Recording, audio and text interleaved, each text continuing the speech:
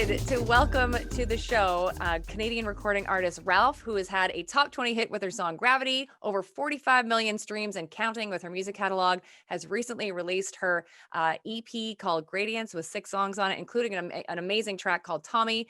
I'm so excited to have you back on the show. So welcome. Thank you. It's so nice to be back and chatting with a human about music. This is great. And I should say that it's Ralph, but you're in light, so it's all good. Well, people are always like, "You're a woman. I thought you were a man." So, it's good to just clarify sometimes. Perfect. Actually, I don't think I've ever asked you how you decided to go with that stage name. Well, I was doing music for like a long time prior to Ralph, but it was mostly like folky singer-songwriter stuff. And I was generally going under my real name, which is Rafaela. So it was like Rafaela Rosemary or Rafaela. And then when I started doing pop stuff, I just kind of wanted to like step away from that character that I kind of been in the folk world and be like, new project, new me.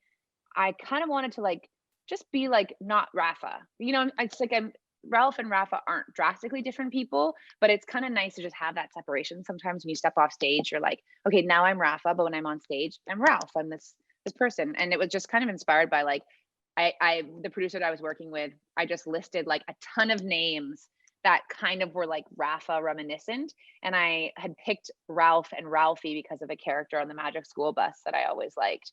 So he was like, I like Ralph. And I was like, cool. I like Ralph. I like that it's androgynous. I like that it's kind of like guy, girl, whatever, band, solo artist, kind of ambiguous. Well, it works for me too. And it's obviously working right across the country because you're getting airplay and everybody loves you. So that's amazing. Now, let us have a little chit chat about Gradients. So 6 songs. Can you tell us what the theme, or there are several themes, I think, right, to this EP? Yeah, I think like, so when the way that I write music is generally pulling from real life experience and interactions that I have with people. And I gather those interactions through travel, through person to person interaction.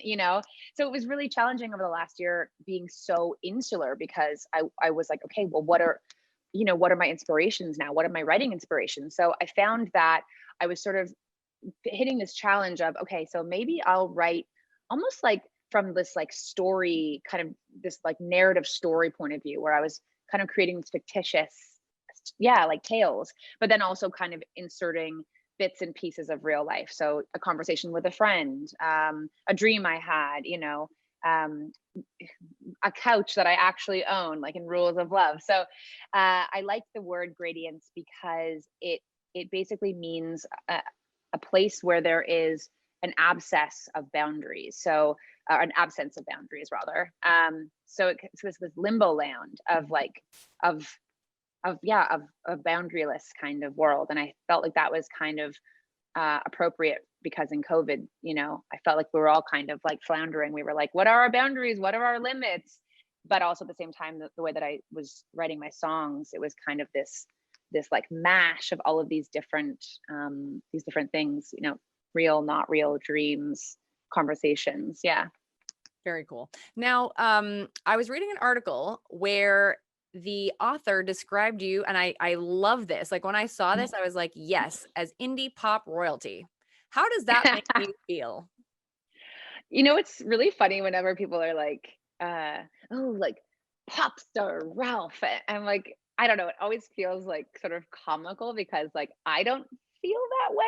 So it's kind of like, I like kind of accept it with like a laugh. But I'm glad that is what people perceive me as, because I think when you've been doing music for as long as I have, you kind of want to get to a point where you're like, oh, people are taking me seriously. Like, oh, people are hearing me and thinking of me as like a serious artist. So you know what? I like it. You launched a record label named Rich Man Records. Yeah. Please explain where you came up with it because it's super funky. But then the second part of the question is, in this day and age, like, why would you add all that extra work to yourself? Like to be in charge of a label, like you're a label boss. Well, I haven't actually had anyone say that or ask me that question. So I love new questions, or like new, thinking points. But so I've been working with my manager, Lori Lee, for I think 6 years. I met her at a Women in Music meeting, timidly approached her and asked her to listen to my like EP, and then we started working together. So we've been working together, and like we hustle very hard. Like we work very hard on this project.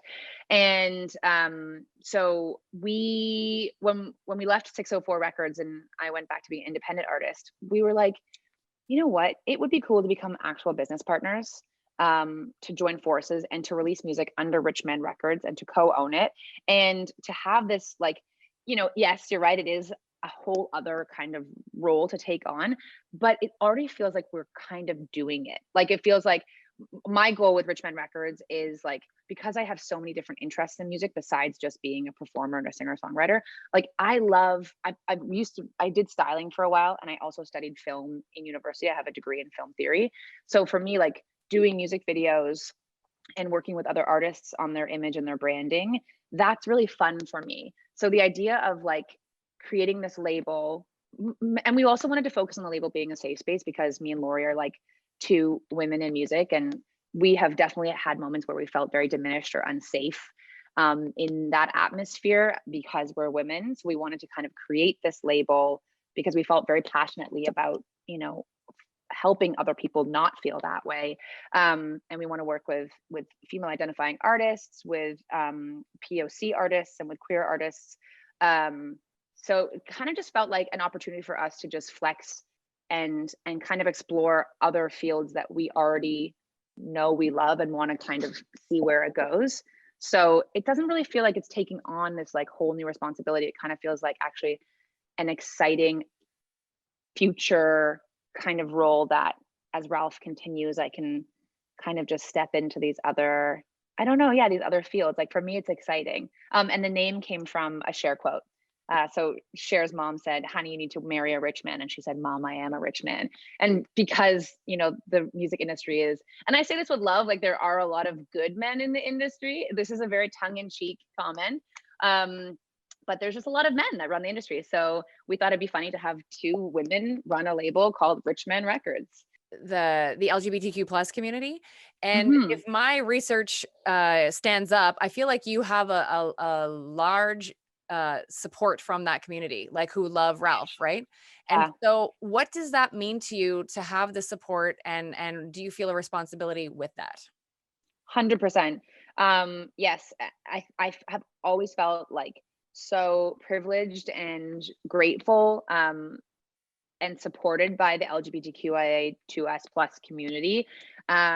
It's amazing to look out at a show and see like the first 5 rows are, for the most part, like queer young men who show up in these like amazing outfits. And a lot of them I've, come to know because I see them at shows all the time, or we've spoken on Instagram.